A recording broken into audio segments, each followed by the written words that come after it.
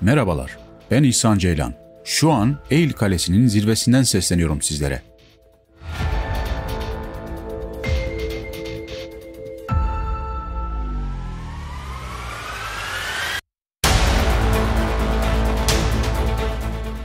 Burası benim doğup büyüdüğüm topraklar. Size bu muhteşem yer hakkında akıl almaz şeyler gösterip anlatacağım. Birazdan izleyecekleriniz aklınızı başınızdan alacak. Tarih, macera ve gizem dolu bir video sizi bekliyor. Hazırsanız başlıyoruz.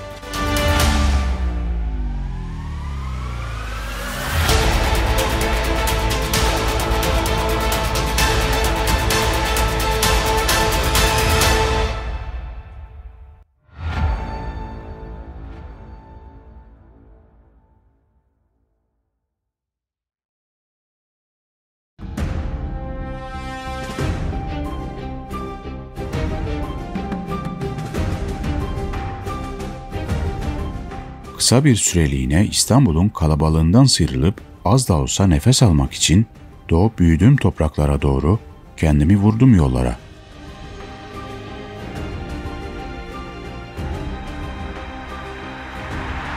Gideceğimiz yer yaklaşık 1400 kilometre ve bu yolculuğa sizleri de dahil etmek istedim. Çünkü gideceğim yerde tarih, gizem, arkeoloji ve en önemlisi maneviyat var. Evet, uzun ve yorucu bir yolculuktan sonra nihayet vardım menzilime. Yani Peygamberler Diyarı Eğil'e. Eğil'e yaklaşmaya başladıkça manzara değişmeye başlıyor. Yamaçlara serpişmiş bembeyaz evler insanı adeta bir hayal dünyasına sürüklüyor.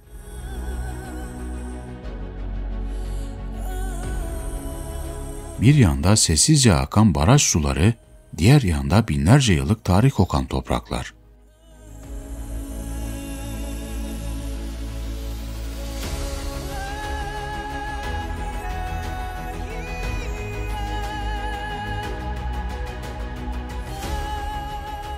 Buraya neden Peygamberler Diyarı dendiğini ise videonun ilerleyen dakikalarında geleceğim.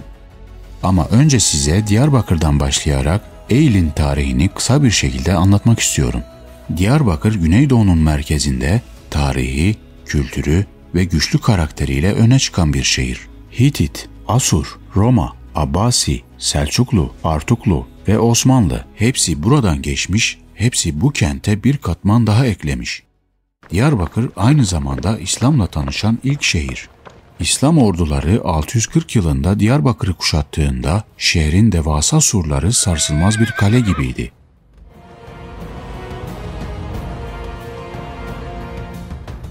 Halid bin Velid ve İyaz bin Gan komutasındaki bu kuşatma tam 5 ay sürdü. Nihayet Halid bin Velid sur dibine yaptığı sık sık keşiflerden birinde surun doğu yönünde sur duvarlarında gördüğü gizli bir su deliğini genişleterek oradan içeri girileceğini tespit etti. Halid bin Velid bir gece 100 kadar iyi savaşan ve çoğu sahabeden oluşan askerleri alarak bu delikten içeri girdi. Bu yere yakın bulunan ve şehrin fethinden sonra Fetih Kapısı ismini alan kapıyı açarak İslam ordularının şehre girişini sağladılar. Kapıyı açmak için nöbetçilerle yapılan savaşta en az 25 sahabe şehit oldu. Şu an iç kalede Hz. Süleyman Camisi'nin bitişiğindeki yere defnedilirler. Böylece Diyarbakır İslam ordusu tarafından fethedilir. Fetih sadece bu şehirle sınırlı kalmadı. Diyarbakır'ın çevresindeki birçok yerleşim yeri de bu yeni düzene dahil oldu. Eğil de bunlardan biri.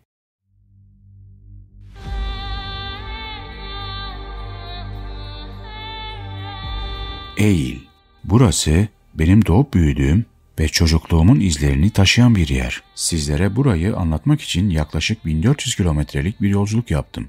Bu yolculuk kolay olmadı elbette. Saatler süren yol, hazırlıklar, günler süren araştırmalar ve çekimler. Ama inanın her dakikaya değdi. Çünkü bu topraklarda anlatacak çok şey var.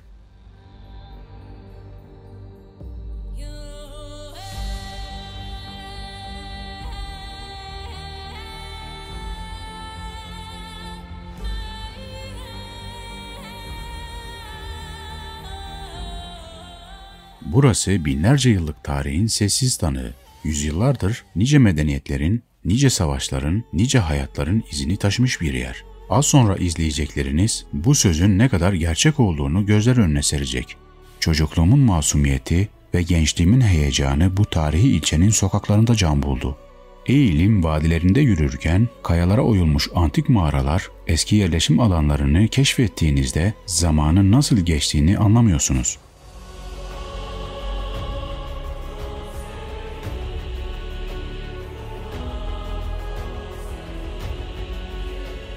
Burada geçirdiğim yıllar beni bugünlere getiren bir yolculuğun başlangıcıydı. Hep hayalimdi.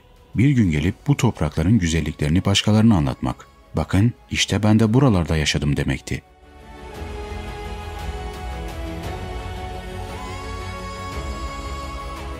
Nihayet şimdi sizlerle beraber Eğil'i yeniden keşfetmek için buradayım.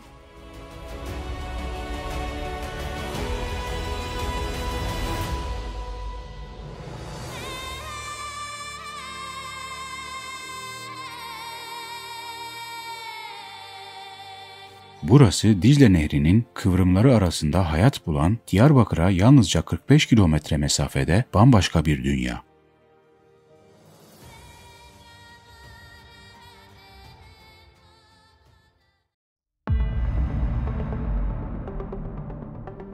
Eğil'in çevresinde ve baraj suları altında kalan birçok arkeolojik yapı olduğu biliniyor.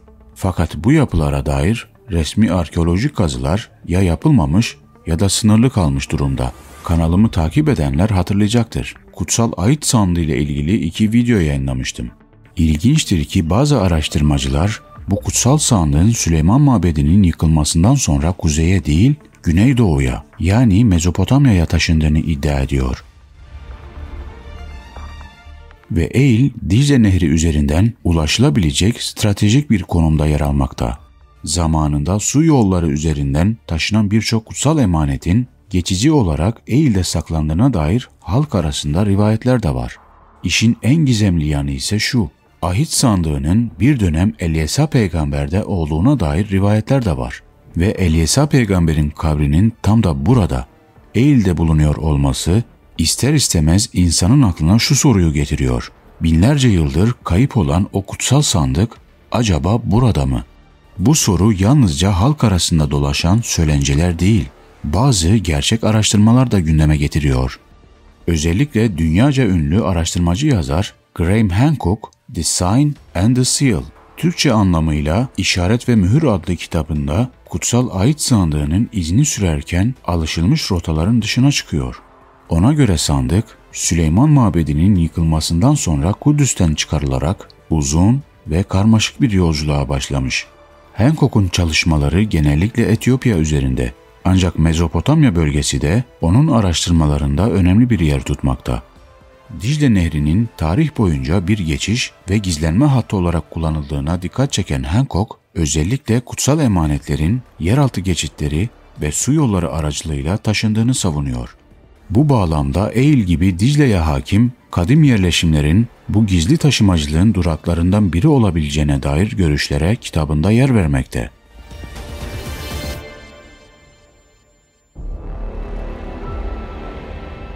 Ve işte şu an Eğil Kalesi'ni görmektesiniz. Asırlar boyunca dimdik ayakta duran muazzam bir yapı.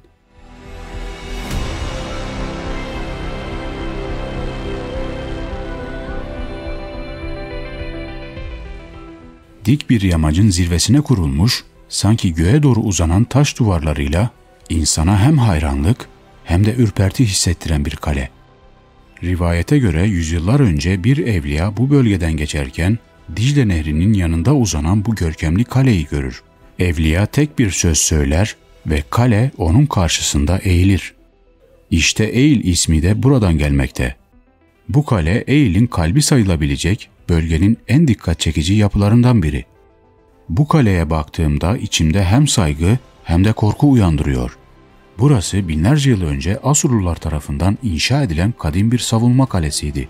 Yani şu an baktığımız taşlar M.Ö. 8. yüzyıldan kalma. Kayalara oyulmuş odalar, sarnıçlar ve mezarlar hala o dönemin izini taşıyor. hep kendi kendime şu soruyu soruyorum. Bu taş yapıları nasıl yapmışlardı? Bugünün teknolojisiyle bile zor olan bu işçiliği binlerce yıl önce nasıl başardılar? Gerçekten hayret verici. Zamanla Asur egemenliği bitmiş ama kale ayakta kalmış ve farklı medeniyetler tarafından tekrardan kullanılmaya devam edilmiş. Evet, şimdi bu gizemli kaleyi keşfetme vakti.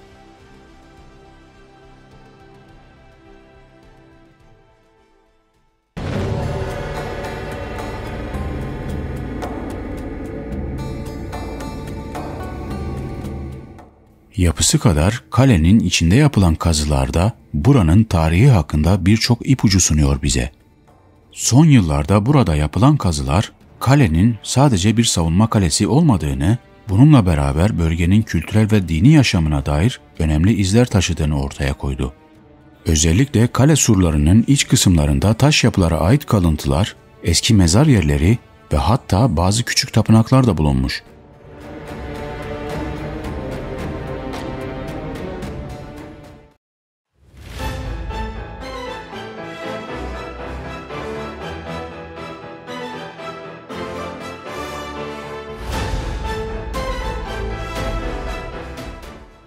Arkeologlar bu kalede yaptıkları kazılarda Roma dönemine ait paralar, seramikler, taş heykeller ve eski yazıtlar gibi eserler de bulmuşlar.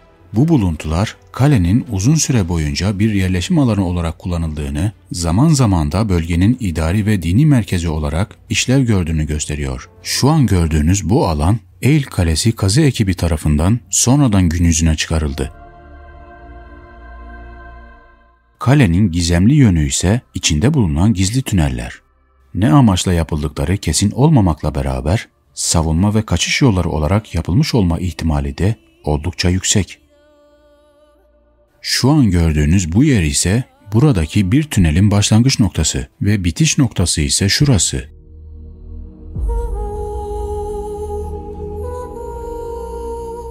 Bu tünelde çalışmalar hala devam ediyor ve kazı ekibi tarafından gün yüzüne çıkartılmaya çalışılıyor.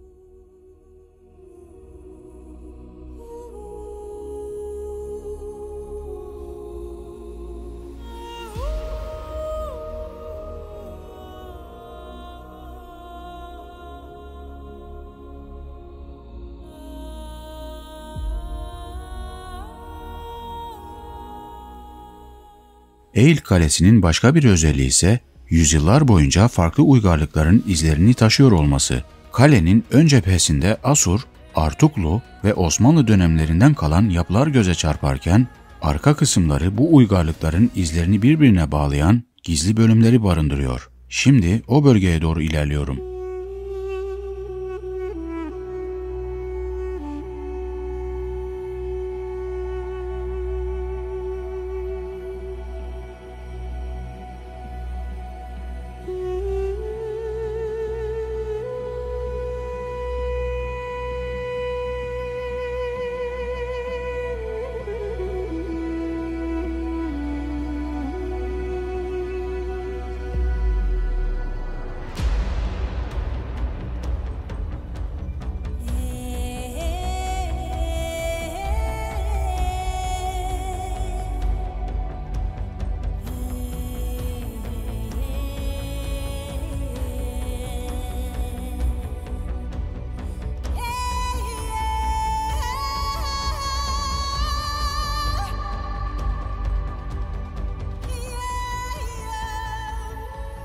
Eil Kalesi kayalık bir tepeye inşa edilmiş ve tam da bu nedenle stratejik olarak son derece önemli bir noktada.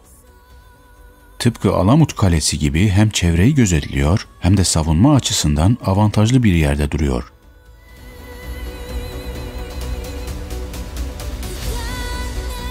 Az önce sizlere kaledeki gizemli tünellerden bahsetmiştim. Ve şimdi sizlere bir tanesini göstermek üzere içeri giriyorum.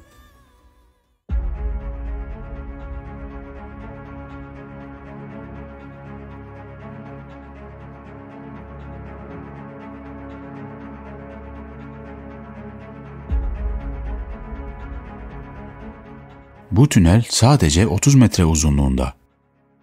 Çocukluğumda bu tünel kapalıydı ve ben içinde ne olduğunu büyük bir merakla düşünürdüm. Şimdi ise arkeologlar tarafından açılmış durumda ve ben de yıllar süren bu merakımı gidermek üzere içeri girdim.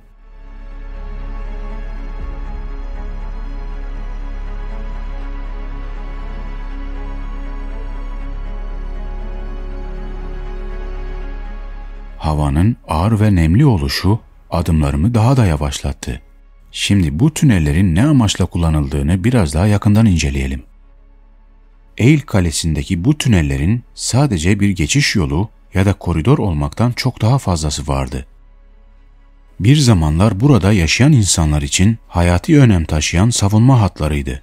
Eğer kaleye saldıran düşmanlar kaleyi aşabilse bile bu tünellerin içinde kaybolarak güvenli bir bölgeye ulaşmak mümkündü. Bu yapı birçok tarihi yapıda da görüldüğü gibi Nevşehir'deki derin kuyuya benzer yeraltı tünellerini çağrıştırıyor bana. Örneğin Kapadokya'daki derin kuyu yeraltı şehri binlerce insanın sığabileceği derinliği 60 metreyi bulan ve onlarca katmandan oluşan devasa bir yeraltı kompleksi olarak biliniyor.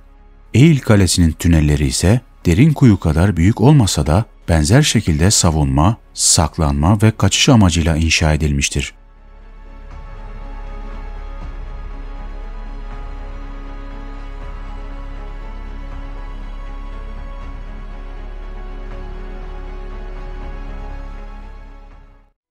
Evet, burayı da keşfettiğimize göre artık gün yüzüne çıkabiliriz. Eil Kalesi'nin gizemli atmosferini biraz olsun soluduk. Şimdi çevresindeki tarihi dokulara doğru yola koyuluyorum.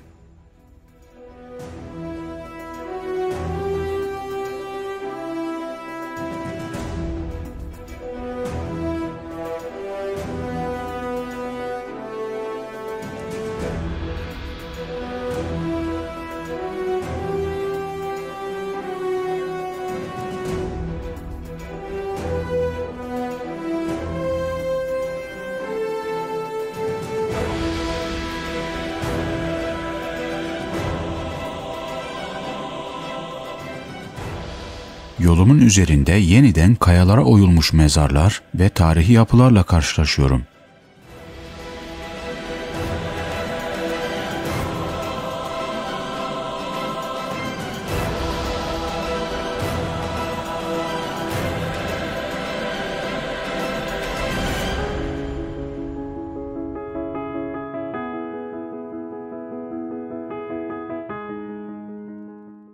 Henüz çocuk yaştayken sabahın ilk ışıklarında bu yoldan yürüyerek, balık tutarak geçirdiğim o sessiz ve derin sabahları hala dün gibi hatırlıyorum.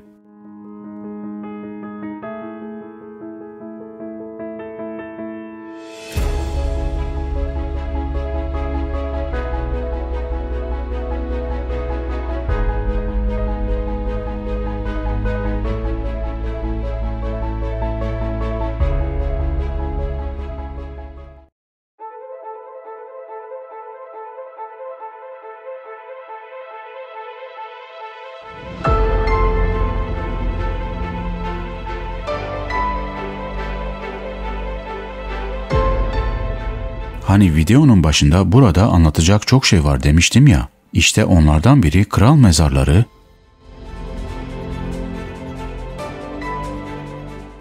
diğeri ise bu dik yamaca oyulmuş bir tünel.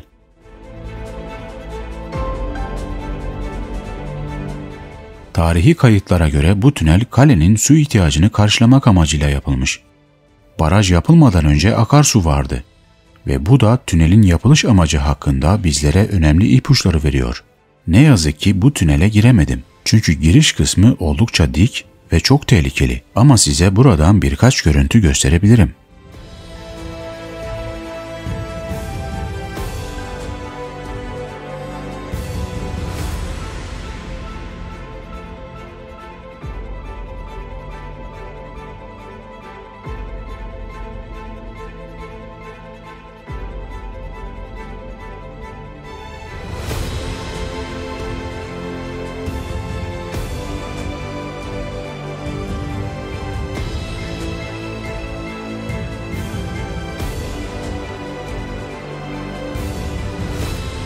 Artık bu muhteşem tüneli de gördüğümüze göre hemen sağında bulunan başka bir yer daha var.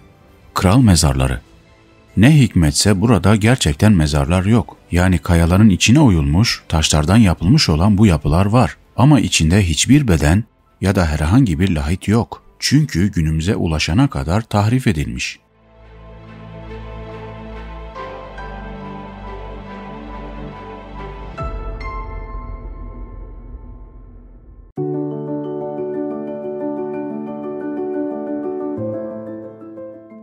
Evet, keşfe devam ediyoruz. Bakın şimdi size ne göstereceğim. Bir piramit.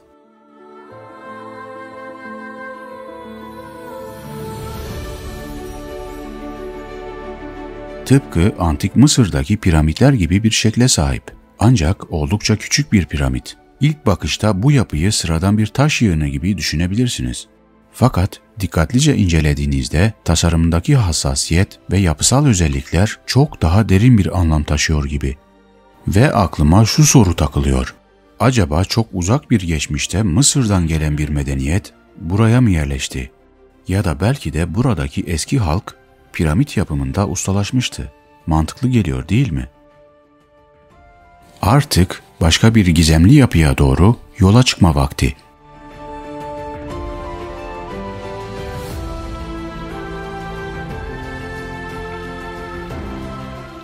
Yüzyıllardır akan bu çeşmeden buz gibi suyu içtikten sonra köprüden karşıya geçiyorum.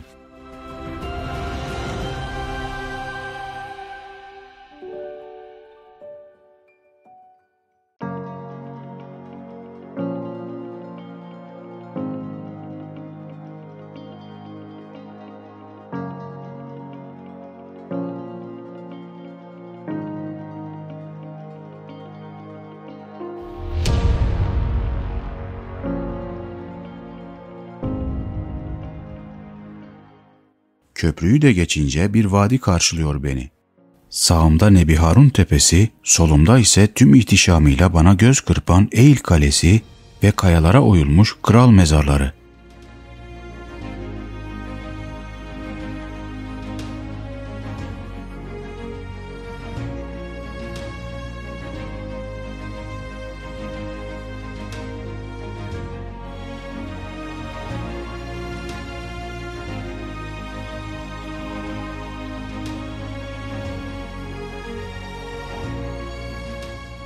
Ve nihayet geldik işte. Karşınızda Aldır Tümülüsü.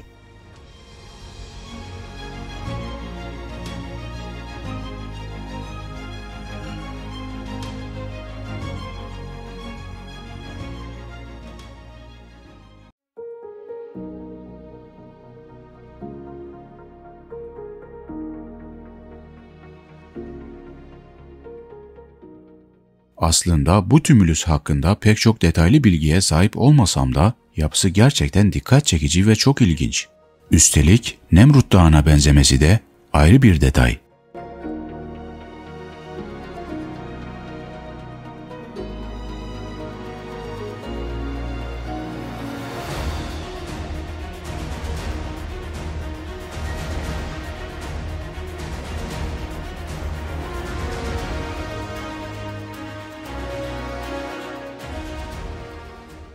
Aldır Tümülüsü bir kanyonun içinde yüksek ve yapay bir tepe gibi durmakta.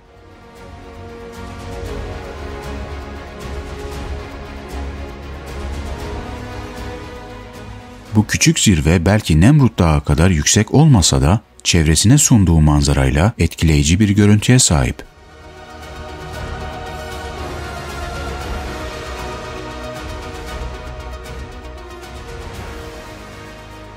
Buranın sayısız efsaneye konu olması bir yana belki de çoğunuzun ilk defa duyacağı iki peygambere ev sahipliği yapıyor. Zülküf ve Elyesa peygamber.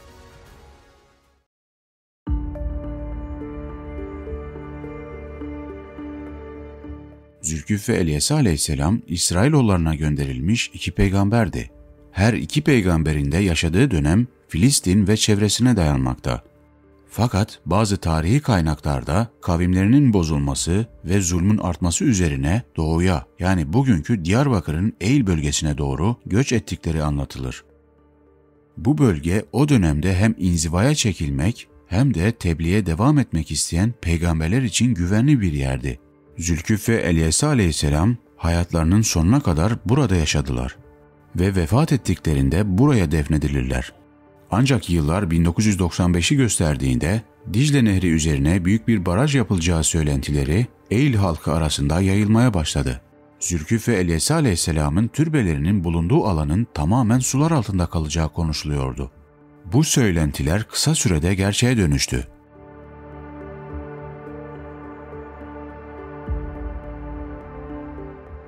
Bu iki peygamberin mübarek naaşları öyle kalamazdı. Bir şeyler yapılmalıydı. Ve dönemin Diyanet görevlileri bu iki türbenin bir gece yarısı yeminli bir grup ile şu an görmüş olduğunuz bu tepeye, yani Nebi Harun tepesine taşımaya karar verirler. Kurulan bu 5 kişilik yeminli grup ilk olarak Elyesa peygamberin türbesinden kazmaya başlarlar. Yaklaşık 2 günlük titiz bir çalışmadan sonra Elyesa peygamberin naaşına ulaşmışlardı. Naaşı kaldırıp yeşil örtülerin üstüne koydular. O an cesaret edip naaşı görmek için kefeni açamamışlardı. Ve Elyesa peygamberin mübarek naaşını kaldırıp yeni yerine, yani Nebi Harun tepesine defnetmişlerdi. Sıra Zülküf aleyhisselamın naaşını taşımaya gelmişti. 3. gün Zülküf aleyhisselamın mezarında çalışmaya başlandı. Ancak işler bu esnada zorlaşmıştı. Çünkü Zülküf aleyhisselamın kabri çok kayalık bir yerdeydi. Hatta bir ara acaba ona ulaşabilecek miyiz endişesi hakim olmuştu herkeste. Epey sonra kayanın kenar tarafında kesme taşlardan örülmüş bir duvara ulaştılar. Yontulmuş olan bu taşları kırmadan kalıplar halinde çıkarmaya başladılar. Taşların arasına Keşf-i Hacer denilen o zamanın çimentosu uygulanmıştı. Bir hayli yorucu bir çalışmanın sonunda nihayet kabre ulaşmışlardı. Taşlardan oluşan bu duvarı kaldırınca gördüler ki Zülküf aleyhisselamın kabri kayanın içine sanduka gibi oyulmuş bir yerdeydi. Sonra bu kutlu peygamberin naaşını kaldırınca ak saçlarının aynen durduğunu, bedeninin hiçbir yerinin çürümediğini vurgulamışlardı. O ana şahit olan biri aynen şunu söylüyor: "Mübarek naaşı kaldırdığımızda ben ayaklarının altından tutmuştum. Uyur vaziyetteki bir insanın vücudu nasılsa aynen öyleydi. Boyu 2 metreden biraz fazla gibiydi ve Elyesa aleyhisselam gibi zayıf değildi." Allah'ın 2 kutlu elçisi bedenleri çürümeden artık yeni yerlerine taşınmıştı.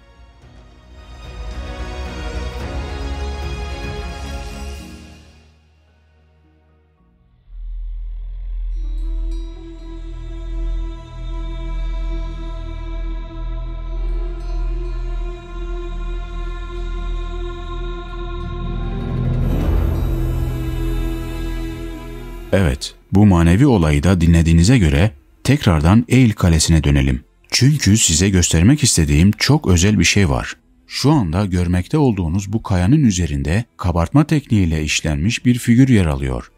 Ama bu figür her zaman görünmüyor. Kabartma ancak güneş ışınları 180 derece açı ile vurduğu zaman görülebiliyor. Ve bu süre sadece 1 dakika.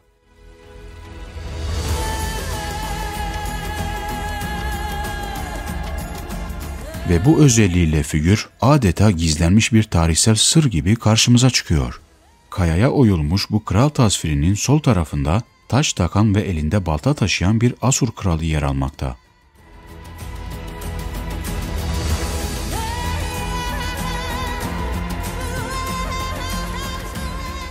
Üzerinde yer alan 5 sembol ise Mezopotamya mitolojisinin önemli figürleri olan Ea, Adat, Marduk, Nergal ve Şamaş'a atıfta bulunuyor. Kanalımda bu tür içerikleri sizlere daha sık sunabilmem adına abone olup destek olmanız son derece önemli. Bu yüzden abone olmayı unutmayın. Yeni maceralarda görüşmek dileğiyle. Hoşça kalın.